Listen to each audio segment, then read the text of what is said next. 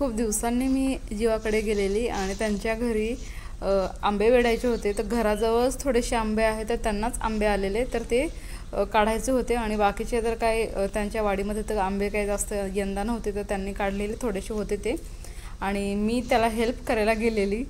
तर बघा माझी काय गंमत होते. एक एक आंबा खूप मोठा होता, तर त्या बेडणीमध्ये एक आंबा आला तरी पण ती काठी मला व्यवस्थित पकडता येत नव्हती, कारण की खूप वजन लागत होतं आणि पहिल्यांदाच मी आंबे बेळत होते, तर त्याच्यामुळे माझी बरीच गंमत जम्मत चालू होती. तर एकाच व्हिडिओमध्ये मी कालचा व्हिडिओ आणि आजचा व्हिडिओ ॲड केलेला आहे. तर आज सकाळी शेतावर गेलेली, तर तो सुद्धा व्हिडिओ मी याच्यामध्ये टाकलेला आहे. आणि कालचा व्हिडिओ हा आंबे बेडण्याचा. तर चला व्हिडिओ कंटिन्यू बघा. तर इथं मी एक एक आंबा उचलून बघत होते किती वजन आहे ते, आणि जीवाला दाखवत होती बघ किती मोठा एक आंबा आहे, किती मोठ्या साईजचा आहे, त्याचं वजन किती असेल ते सगळं सांगत होती मी त्याला. हे बघा खूप मोठी अशी आंबे पडलीत, आणि हे यांचंच अर्धा किलोपेक्षा जास्त वजन असेल. कसे मोठे मोठे आंबे आहेत, आंबे बेडणे, आणि खूप वरती आहेत आंबे. ओय ओय ओय, झालं झालं. मी फोनमध्ये व्हिडिओ घेते घेते तोपर्यंत ह्याने आंबा खाली पाडला. किती मोठा आहे तो. हा, तुम्हाला समजलं लगेच व्यवस्थित आहे. मार नाही लागला. जीवानी काठी लगेच सोडली आणि आंबा बघायला आला. आंब्याला मार लागला की नाही ते.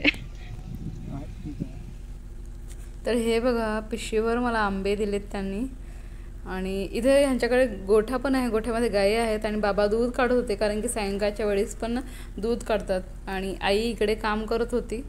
तर मला केकची ऑर्डर आली म्हणून मी घरी आली. नमस्ते, सुप्रभात. मी आहे स्मिता आणि मी गावाकडची मुलगी. तर सकाळ सकाळचा जो सुंदर नजारा आहे तो बघा, किती छान आणि सुंदर असं वातावरण आहे. आणि खूप सारीकडे पक्षीसुद्धा हिंडत आहेत, आणि तिकडे डॅमची कडा आहे. तर सकाळी सकाळी चालली मी आता शेतावरती. नेहमीप्रमाणे वेगवेगळ्या पक्ष्यांचा आवाज येतोय आणि खूप पक्षी फिरत आहेत अजून, कारण की सकाळ आहे त्याच्यामुळे जास्त ऊन पण नाही. आणि खूप सारे पक्षी ह्या झाडावरून त्या झाडावर करत आहेत.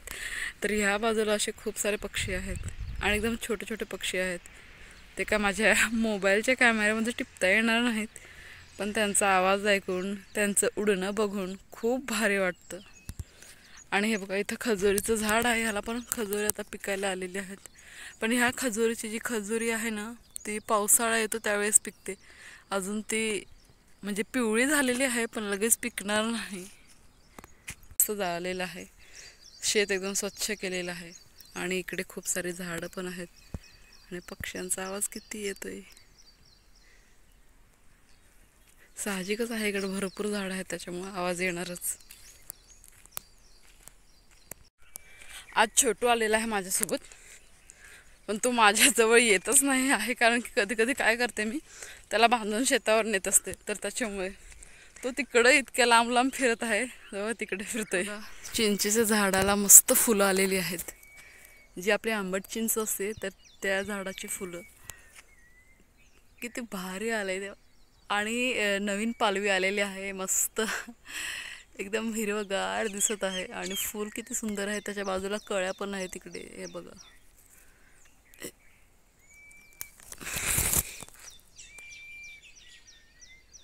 तर काय करायचे माहिती का, आधी आम्ही चिंचेच्या झाडावर चढायचो आणि अशी भरपूर फुलं तोडायची आणि ती सुकवायची. सुकवून झाल्याच्या नंतर ह्याची मस्त भुकी करायची, ह्याचा चुरा करायचा आणि एका बरणीमध्ये भरून ठेवायची. आणि पावसाळ्यामध्ये ज्यावेळेस नदीला जी मच्छीची चढण व्हायची, तर त्यावेळेस मच्छी पकडले जायचे, आणि त्या मच्छीमध्ये एक आंबट म्हणून हे वापरलं जायचं. किंवा सुकी मच्छी असतात तर त्याच्यामध्ये सुद्धा ही सुकवलेली चिंचेची फुलं वापरली जायची. आम्ही खूप लहानपणीशी तोडून जमा करायचो, आणि सगळेच करायचे. आत्ता कोणी चिंचेची फुलं तोडत नाही, पण आधी तर खरंच खूप सगळेच लोक तोडायचे. चिंचेला फुलसुद्धा ठेवायचे नाही. मला सोडून आलास ना तू एकटाच पुढे पुढे? किती मोठी जीभ काढते बाहेर. छोटू चल पाणी प्यायला, चल चल ये. पाणी शोधत होतो तो, आणि इथं पाणीच नाही. बकेटमध्ये थोडंसं आहे पाणी. झालं पिल्लू?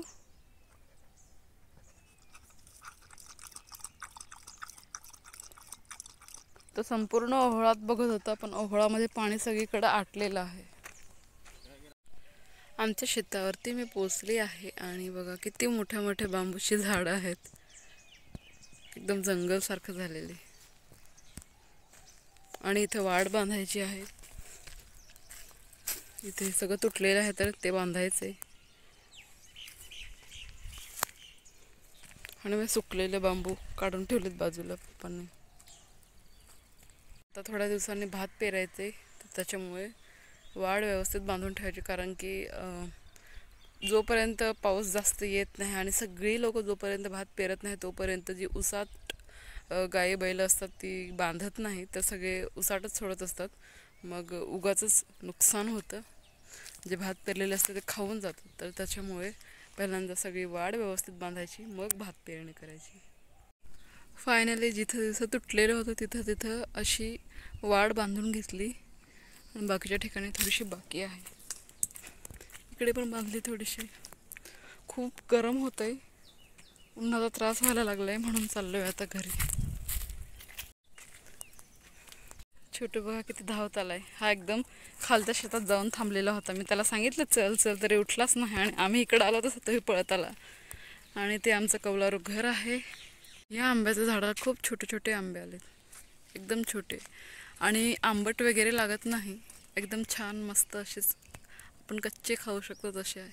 आणि ह्याच्यामध्ये कोय पण खूप छोटी असते. तर असे आलेत. आणि यावर्षी थोडेसे कमीच आलेत. मागच्या वर्षी खूप सारे आंबे आले होते. या आंब्याला पूर्ण असं झाड भरून गेलेलं होतं. चला आता आम्ही घरी चाललोय. खूप ऊन झालेलं आहे, खूप थकवले. तर पुन्हा भेटूया आपण एका नवीन व्हिडिओमध्ये. तोपर्यंत टाटा, बाय बाय. आणि हां, व्हिडिओ आवडल्यास लाईक करा, शेअर करा आणि चॅनलला सबस्क्राईबसुद्धा करा.